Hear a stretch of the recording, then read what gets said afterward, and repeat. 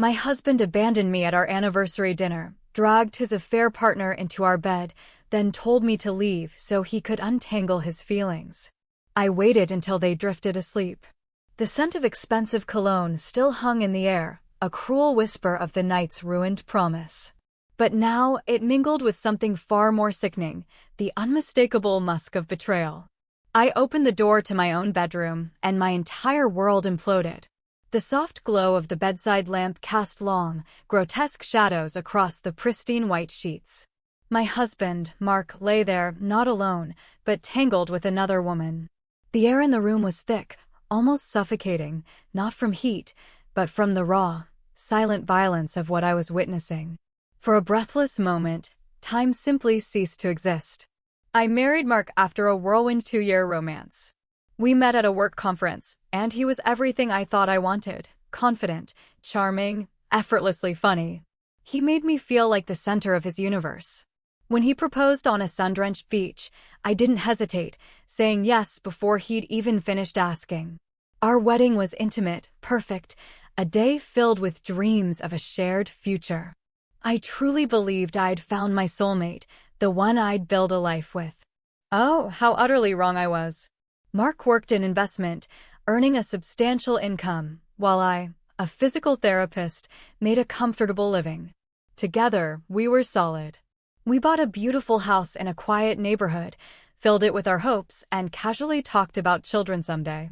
Friday nights were for date nights, Sundays for lazy mornings.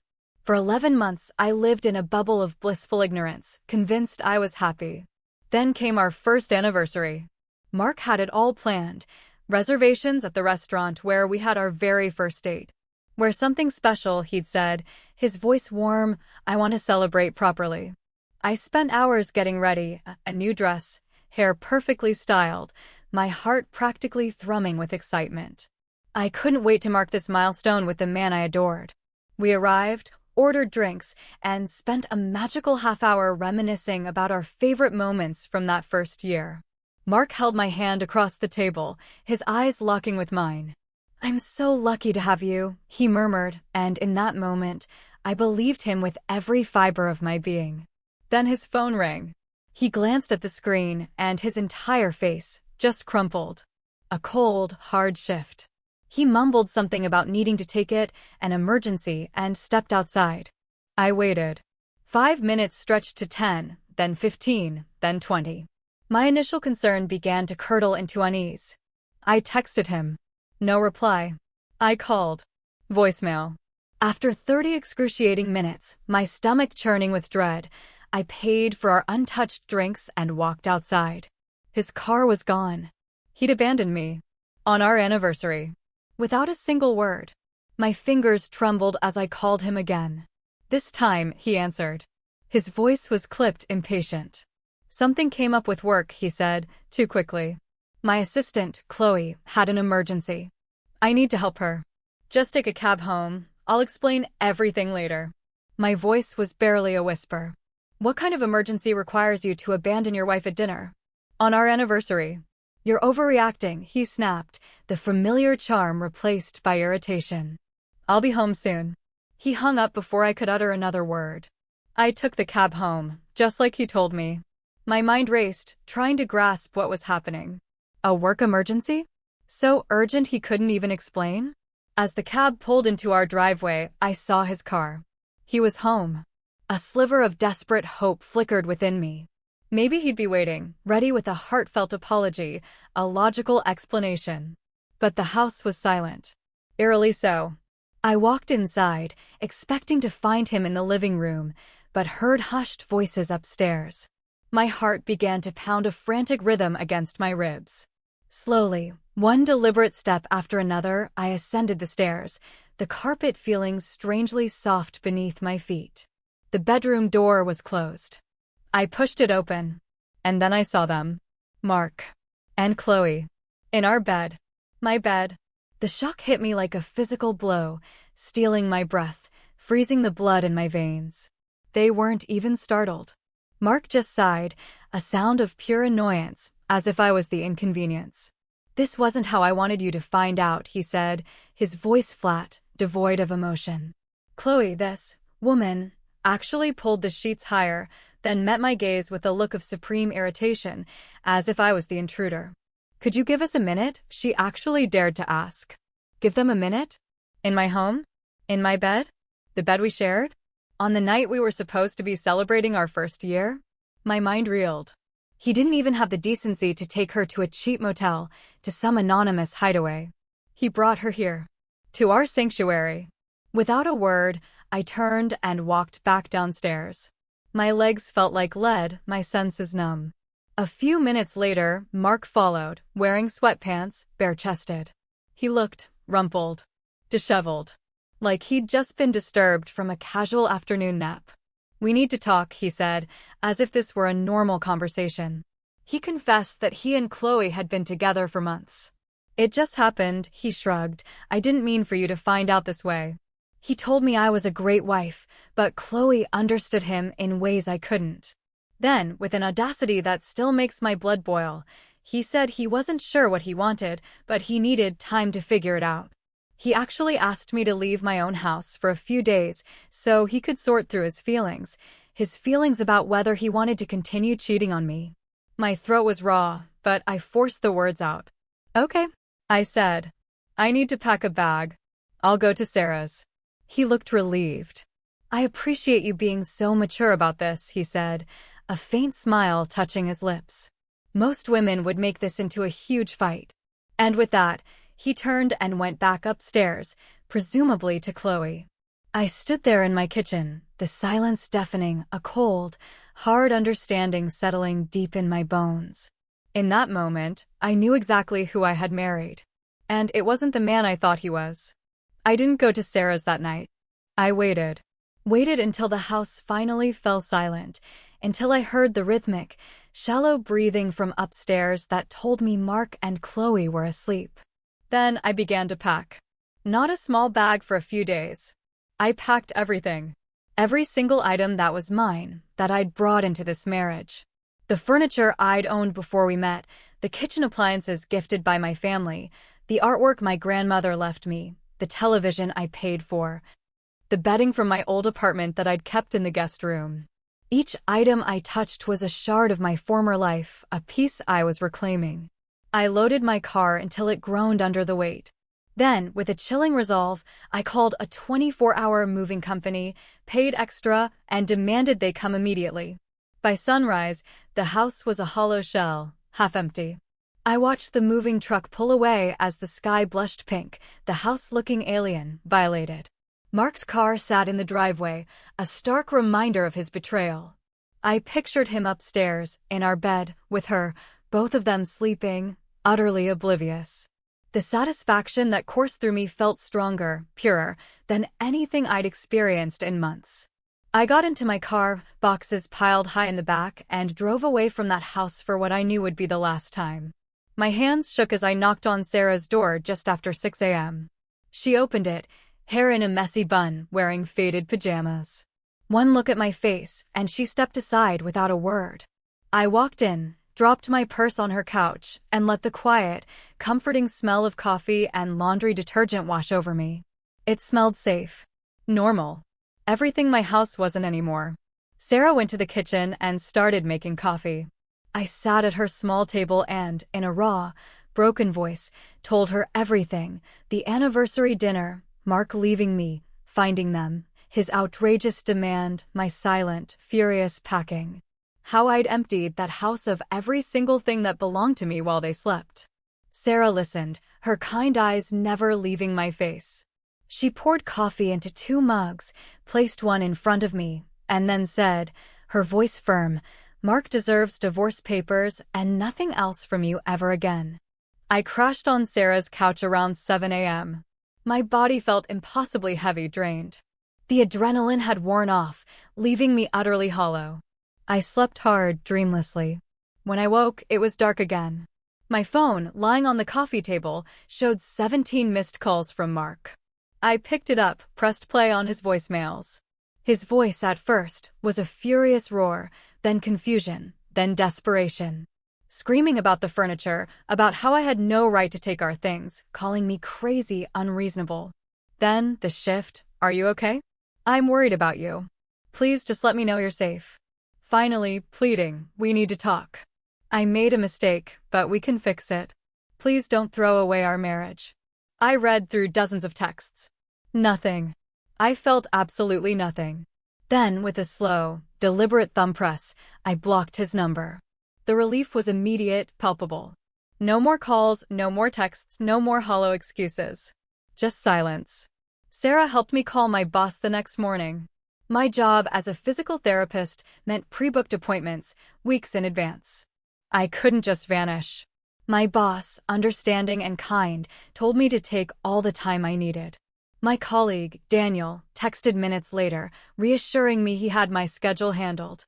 Sitting at Sarah's kitchen table, a notebook spread before me, I started a list: find divorce attorney, separate bank accounts, change direct deposit, get my name off house utilities, cancel joint credit cards, update my address.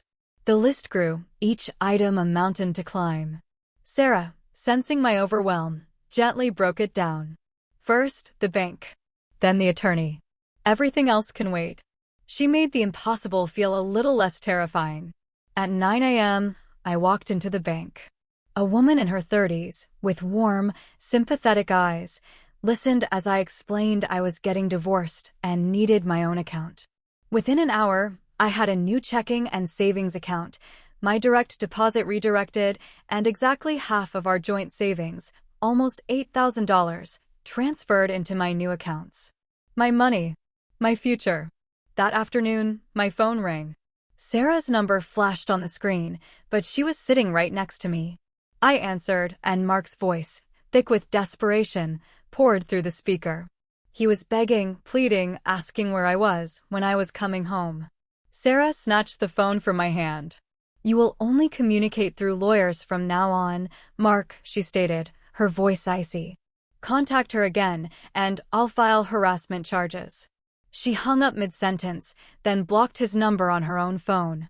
We sat in silence for a moment, then she simply ordered pizza. Maya, my best friend since college, arrived that evening, laden with Chinese food and 2 bottles of wine. She hugged me fiercely. As we sat around Sarah's coffee table, takeout containers spread between us, I recounted the entire story.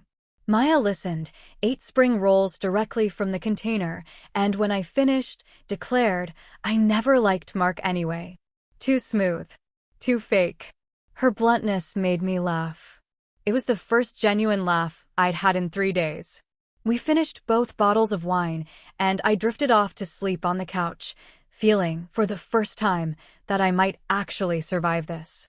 I woke early and, before Sarah was even stirring, opened my laptop. I needed a lawyer who wouldn't be charmed by Mark, who wouldn't settle for less. I typed divorce attorney into the search bar. Some looked too friendly. Others had reviews saying they were too soft. I needed tough. I needed someone who wouldn't smile and nod when Mark turned on his charm. One name kept reappearing: Eleanor Vance. Her reviews spoke of a direct, no-nonsense approach. One woman wrote that Eleanor made her ex-husband cry during the settlement meeting. Another claimed Eleanor got her everything she deserved, plus more. I called. The receptionist said Eleanor had an opening at 2 p.m. I took it. Eleanor's office was downtown, in a building of marble floors and expensive art. The elevator smelled of leather and coffee. Her waiting room offered fancy magazines and chilled bottled water. Eleanor herself was formidable, perhaps 50, with short gray hair and a sharp navy suit. Her handshake was firm, her eyes direct. "Tell me everything," she commanded, settling behind her massive wooden desk, yellow legal pad and pen ready. And so I did. The anniversary dinner, the abandonment, the discovery, his outrageous request for me to leave my own home, the silent, dawn-hour packing. Eleanor wrote continuously, without interruption. When I finished, she put down her pen. "Mark sounds like an entitled jerk who thinks he can have everything his way," she stated, her voice calm but resolute. "We're going to make him regret every single choice he made." She explained that everything I took from the house was completely legal. My premarital furniture, family gifts, items I purchased myself, they were all mine. He couldn't claim theft. His affair, she added, gave us excellent grounds for divorce, and in our state, adultery mattered for settlements. It gave me leverage. Mark broke the contract. She asked about assets, the house, joint savings, his retirement account. She took detailed notes. Proof of the affair? My eyewitness account, his admission. Enough, she said. Counseling or mediation? No, I replied. I want a divorce as fast as possible. She nodded. We'll file today. We spent the next hour filling out paperwork. Adultery as the reason. Equal division of marital assets. The value of the house, savings, retirement contributions, everything we built together, divided fairly. She explained a process server would deliver the papers to Mark at his office tomorrow. I savored that image. He humiliated me in our home. Now he'd be served at work, in front of everyone. I left Eleanor's office feeling lighter than I had in days. Having a plan, a strong advocate, made the terrifying feel manageable. Eleanor knew what she was doing. She wouldn't let Mark push me around. Sarah hugged me when I got back to her apartment. Proud of you for taking action so quickly, she said. I appreciated her offer to stay as long as I needed, but I knew I couldn't live on her couch forever. I needed my own space. My own life. I started looking at apartment listings, one-bedroom places near work. Most were expensive, but I had money from the joint account, and soon, more from the house. I could afford something decent. I bookmarked 3, vowing to call tomorrow. Mark got served at his office the next morning. Eleanor called me at 11 a.m. to confirm. The process server said Mark looked shocked, tried to argue, but the server just walked away. Within an hour, Eleanor's phone rang. Arthur Jensen, Mark's attorney, tried to open a discussion. Eleanor put him on speaker. Arthur tried to suggest mediation, discuss asset division before official requests. Eleanor cut him off, informing him the papers were already filed, and Mark had 30 days to respond. Arthur's voice tightened. This doesn't have to be difficult, he said. Eleanor's response was ice cold. Mark made it difficult when he cheated on his wife. Then she hung up. Arthur calling so fast is good news, she told me. It means Mark's taking this seriously. We can negotiate. 3 days after leaving Mark, I went back to work. Hiding at Sarah's wasn't helping anyone. My patients needed me. Daniel had covered my appointments flawlessly. My schedule was pristine. My patients were genuinely happy to see me. No one asked about my personal life. They just wanted help with their pain, their recovery. I spent the day doing what I was good at, helping a woman regain shoulder strength, teaching exercises for a bad knee, working with a teenager's sports injury. Focusing on other people's problems gave me a much-needed break from my own. By day's end, I felt almost normal. Daniel stopped by my office. You okay? He asked gently. Managing, I replied. Glad you're back. If you ever need to talk, I'm around. I thanked him, grateful for the quiet support. Driving home, my phone rang. Unrecognized number. I answered. A woman's voice asked for me. This is Carol, she said. Mark's mother. My stomach plummeted. I should have known she'd get involved. She'd heard about the divorce papers. Mark was very upset. She wanted to talk woman to woman about giving him another chance. What is there to talk about? I asked, my voice dangerously calm. All marriages go through rough patches, she insisted. Mark made a mistake, but he's a good man. You're being unreasonable. She urged me to hear him out.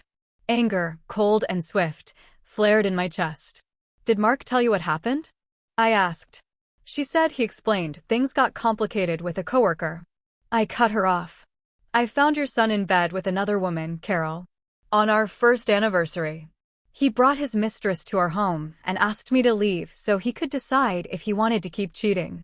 If you think that is just a rough patch, then you raised him to believe cheating is acceptable. She started talking about forgiveness, Christian values, the sanctity of marriage vows, calling divorce a sin. I'm done praying for a man who doesn't respect me, I stated, my voice firm. She kept talking, but I stopped listening. I have nothing more to say to you or your son. I hung up. Then I pulled over and blocked her number. Mark's family wasn't my problem anymore. Eleanor called 2 days later with Mark's first settlement offer. You're not going to like it, she warned. She was right. He wanted the house, offering to buy out my share over 10 years, no interest. He offered a pittance from his retirement account, barely 20% of what we'd contributed during our marriage. He even claimed the car I bought, just because his name was on the title. "It's insulting," Eleanor said, her voice tight. "We rejected immediately. He's testing you." I told her Mark could take his offer and shove it. She laughed. "I'll phrase it more professionally. But the message will be clear." I called Eleanor the next morning.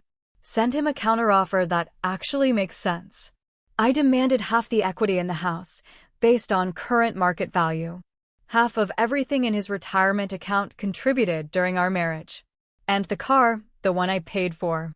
"That's how negotiations work," Eleanor explained. "We start strong." I told her I didn't care how long it took, as long as I got what I deserved. Exactly the right attitude, she approved. During my lunch break, I found an apartment online, 15 minutes from work. Higher rent than I planned, but it had a gym, a pool, and good security. I called, scheduled a tour. Saturday, the apartment looked even better in person. A second-floor unit, balcony facing the pool. New appliances, renovated bathroom. I imagined my furniture, then realized how little I actually had to fill it. I signed the application, paid the fee, then drove straight to Sarah's to tell her. Maya came over that evening with her laptop. We scoured discount furniture sites, local marketplace listings. A barely used couch, a dining table from someone moving out of state. I bookmarked everything. Building a new life cost money, but I'd rather spend it on things I actually wanted than endure Mark's bland, neutral taste. Monday, the leasing office called, application approved. I paid the deposit and first month's rent. My savings account took a hit, but it felt both terrifying and exhilarating. I texted Maya about the couch and table. She offered her truck. Sarah promised a day off to help me move. Tuesday started normally. I was with a patient when the receptionist, looking uncomfortable, knocked. "Your husband is here," she whispered, "and he seems upset." My stomach dropped, but I kept my face calm. "Tell Mark all communication goes through our attorneys. If he doesn't leave, I'll call the police for trespassing." She nodded, retreating. I watched through the window. Mark's voice rose, loud enough to hear. "She won't even talk to me. This is ridiculous." The receptionist returned, shaken. "He won't leave." I picked up the desk phone, dialing non-emergency. Mark must have seen me. He turned, headed for the exit, knocking over a magazine rack on his way out.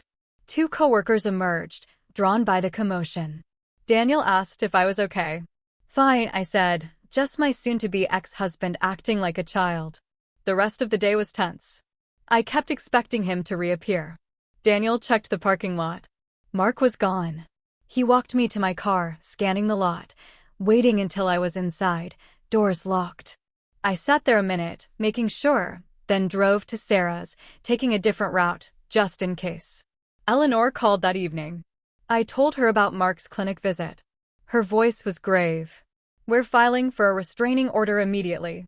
His workplace visit, combined with his attempts to contact me through others, was a clear pattern of harassment. She'd have the paperwork ready first thing. 3 days later, the judge granted a temporary restraining order.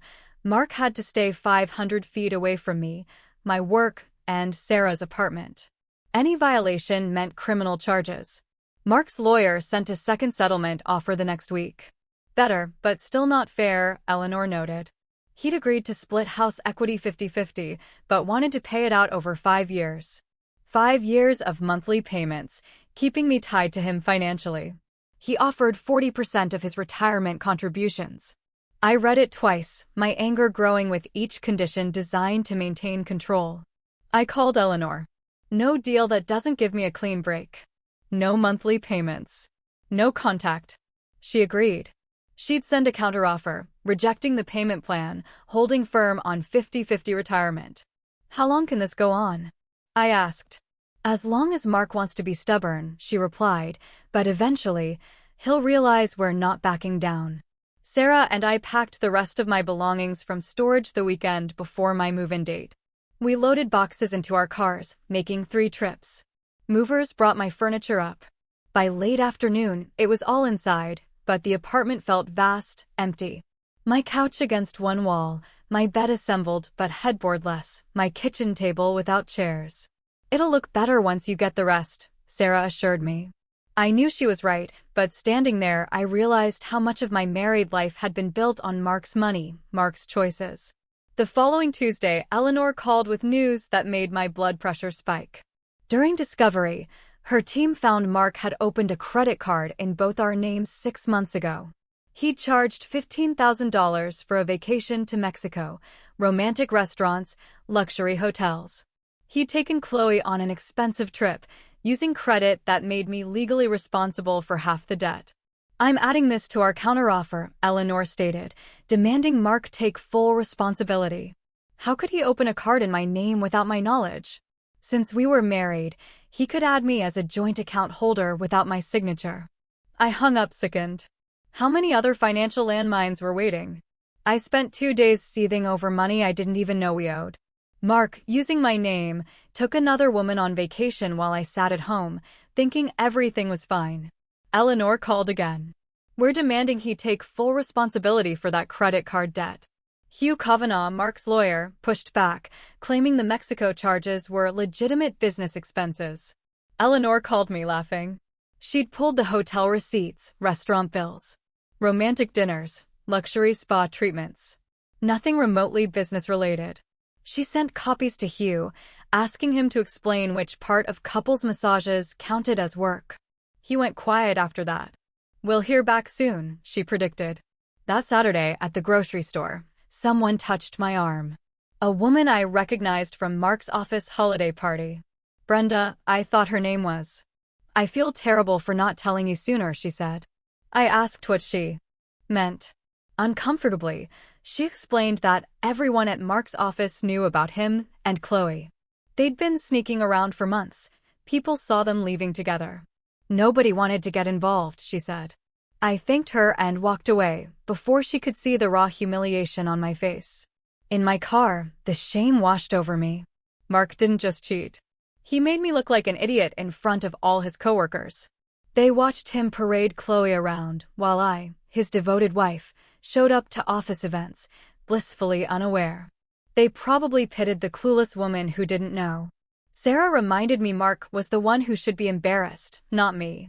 But it didn't ease the sting of being the last to know. Maya texted Sunday, asking if I wanted drinks. I almost said no, but Sarah insisted. I met Maya at a bar, and she introduced me to 3 women from her gym. 2 divorced, 1 separating. I gave them the short version of my story. One, Natalie, shared how her ex cheated, then tried to get custody of their dog. Another said her ex drained their savings. Their stories of terrible exes, of starting over, made me feel less alone. We toasted to being better off without cheating husbands. Monday morning, I woke to an email from Mark. My stomach clenched. I made a terrible mistake. Chloe meant nothing. I love you, I want to fix our marriage. He suggested counseling, promising to do whatever it took. I read it twice, my anger building. He had violated the restraining order. I forwarded it to Eleanor. She called within the hour, reporting the violation immediately. The judge reviewed the email, extended the restraining order for another 6 months, and warned Mark any future violations meant jail time for contempt. Thinking about his desperate email, I finally understood. He wasn't sorry for hurting me. He was sorry for the consequences. Divorce was expensive, embarrassing. His coworkers knew. Chloe was gone. He wanted me back because his life got harder without me, not because he valued us. It wasn't an apology. It was pure self-preservation. 2 weeks later, Eleanor called. Good news. Mark's lawyer sent reasonable terms. He agreed to sell the house, split the proceeds equally. Full responsibility for the Mexico credit card debt. Retirement accounts divided fairly. Best offer we'll get without trial, she advised. This means I'll be done with him forever? I asked. Completely, she confirmed. Accept it, I told her. I heard through mutual friends that Chloe broke up with Mark around the time he got served. She wasn't interested in him once the affair became public and he lost his marriage. She liked the illicit thrill, not the actual man dealing with a messy divorce. She moved on. Mark threw away our marriage for someone who never truly wanted him. His situation gave me a strange feeling, a sense of justice. He destroyed us for a fantasy that vanished the moment it became his reality. I was building something new while he was alone, dealing with the fallout. The difference in our lives felt like karma. He punished himself. 3 weeks after listing, the real estate agent called, an offer $10,000 above asking. Quick closing. I accepted immediately. Eleanor handled everything. I never had to speak to Mark. The closing happened on a Wednesday. By that afternoon, the money hit my account. My half of the equity, $68,000. I stared at the balance, realizing I could furnish my entire apartment and still have significant savings. Mark got the same, but he had to find a new place. Small apartment, other side of town. From our beautiful house to a one-bedroom. Exactly what he deserved. Eleanor called me to her office the next morning. The settlement agreement, printed, ready for signatures. She walked me through every page: house sale, credit card debt, retirement accounts, cars. No shared debts, no shared assets. Once we both sign, the court will process it. Official in 6 weeks. Mark had already signed his copy that morning. His signature, next to mine. My hand didn't shake. Only relief. I signed. Eleanor filed everything. 6 weeks. I would be legally free. I texted Sarah and Maya. Dinner tonight? Yes. I made reservations at the restaurant where Mark abandoned me. The same hostess who'd seen me sitting alone greeted us. I requested a different table. We got one by the window. The waiter brought menus. I ordered an expensive bottle of wine without even looking at the price. As he poured, I raised my glass. I signed the settlement papers today. Sarah grabbed her glass. We need a toast. I thought for a second. Then, here's to new beginnings. And leaving terrible men in the past where they belong. We clinked glasses. Maya added, and to you, for being strong enough to walk away. The wine tasted better than anything Mark ever ordered. We spent 2 hours eating, laughing, creating new, joyful memories in a place that once held only pain. 2 days later, Sarah called me at work. Her voice was angry, a little scared. Mark just showed up outside my apartment building. She'd seen him from her window, standing on the sidewalk, looking up. Call the police. I urged. He's violating the restraining order. She'd already dialed. I stayed on the phone until she saw the police car pull up. 2 officers approached Mark. She could see him trying to explain. One officer made a call, then put Mark in handcuffs. They led him to the police car, drove away. Will they actually arrest him? She asked, her voice trembling. They won't just let him go, Sarah. The restraining order is clear. She sounded relieved when we hung up. Eleanor called an hour later. Mark was arrested, held until his court appearance. The judge won't be happy, she stated. Eleanor explained what this meant: a criminal record for stalking. No longer just a civil matter. Future employers, dates, anyone running a background check would see he was arrested for violating a restraining order against his ex-wife. This will make it much harder for him to explain away his behavior, she said, a note of satisfaction in her voice. The consequences will follow him for years. I asked if this meant he would finally leave me alone. The judge will likely extend the restraining order and warn him that any future contact will result in jail time. I thanked her, feeling safer knowing Mark was facing real consequences for his choices. 6 weeks flew by. On a Tuesday morning in early summer, my phone rang during a break. Eleanor's name. The judge signed the final divorce decree this morning, she announced. The waiting period ended. Everything is processed. You are officially divorced. I thanked her, my voice thick with emotion. She mailed the certified copies. I sat in the break room, staring at the wall. The immense weight I'd carried since that anniversary dinner finally lifted. I wasn't Mark's wife anymore. I was just me. I decided to celebrate. I took myself out to lunch, to a cafe 2 blocks from the clinic I'd always wanted to try. I ordered an expensive coffee, a sandwich, brought the book I'd been trying to finish. Sitting alone at that table, with my book and good coffee, felt more peaceful than any lunch I'd ever shared with Mark. I didn't have to make conversation, didn't have to worry about what he wanted to do next. I could just exist in my own space, enjoying my own company. The realization that I was completely comfortable being alone surprised me. For so long, I thought I needed someone else to feel whole. But right now, in this moment, I felt more complete than I had in my entire marriage. When I returned to the clinic, Daniel was waiting. He asked if I had a minute. In an empty treatment room, he said he'd been wanting to ask me something, but waited until my divorce was final. Would you want to get drinks sometime? Not as coworkers. As a date? I looked at his kind face. He'd been interested for months, but never pushed, never made me uncomfortable.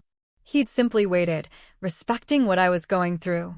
I appreciated that more than he knew. But I wasn't ready. I need more time before I can think about anything romantic, I told him gently. He nodded, understanding completely. I just wanted you to know, he said. No pressure, no expectations. Whenever you're ready, or if you're never ready, that's fine. I just didn't want to miss my chance. I thanked him, appreciating his respect, a stark contrast to Mark's disregard for my boundaries. I promised to let him know when I was ready. We went back to work, no awkwardness. Just two people who understood each other and could wait. Sarah showed up the next weekend, hardware and a drill in hand. We need to make this place feel like yours, she declared. We spent hours hanging artwork I'd kept in storage. My grandmother's watercolors, abstract prints from street fairs.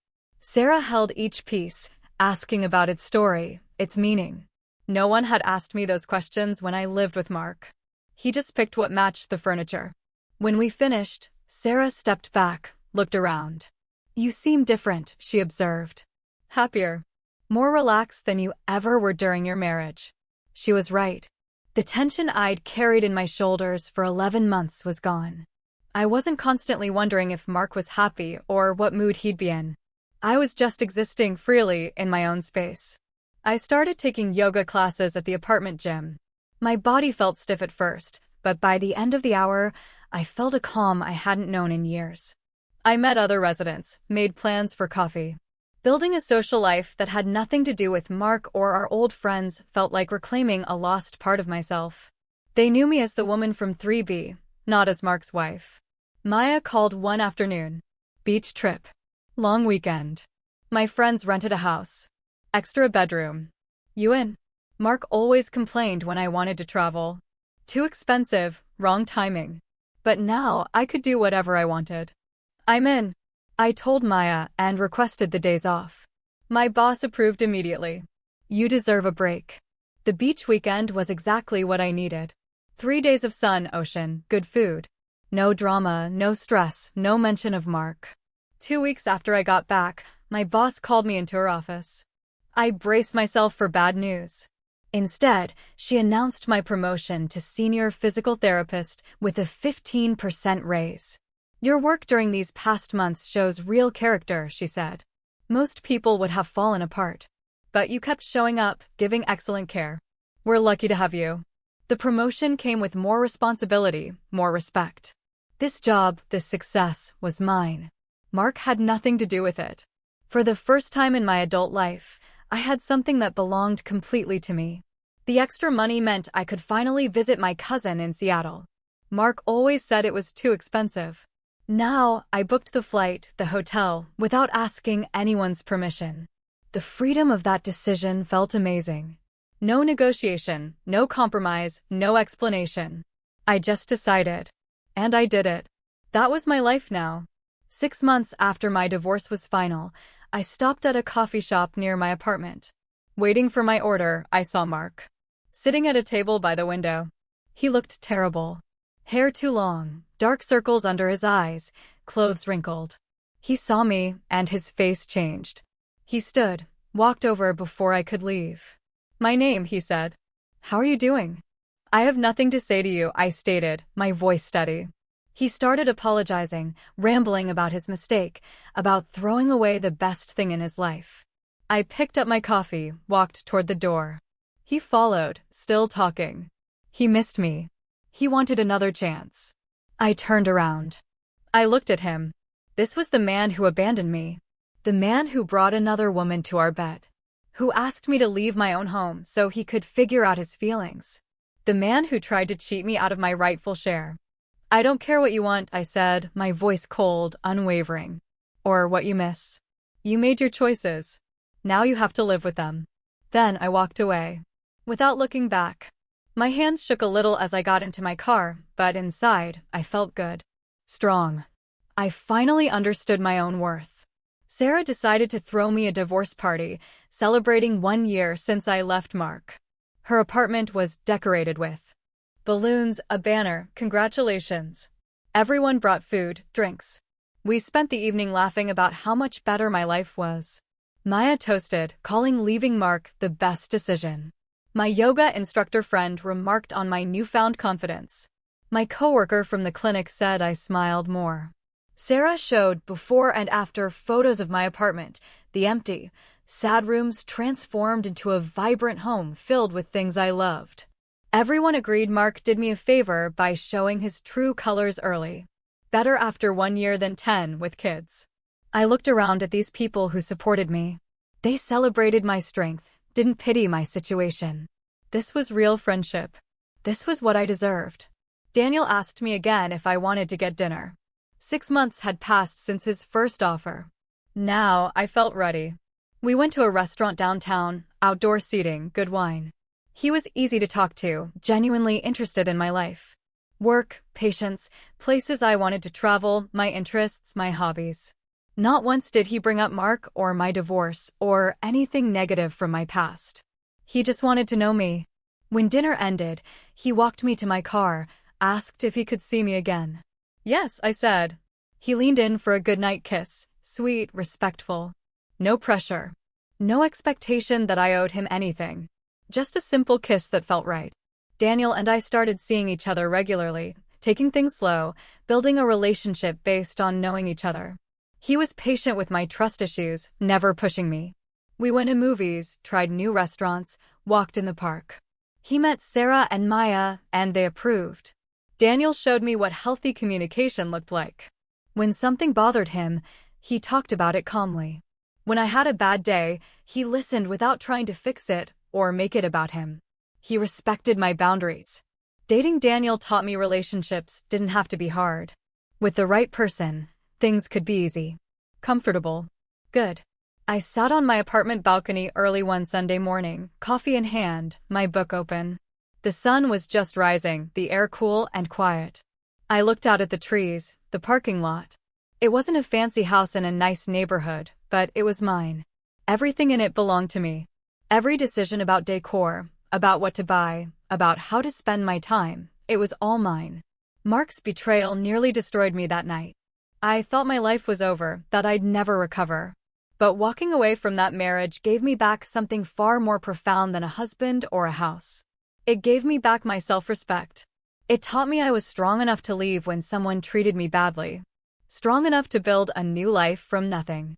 Strong enough to be happy on my own terms, instead of constantly striving to make someone else happy. I was genuinely content, not because everything was perfect, but because I finally understood that I didn't need anyone else to make me whole.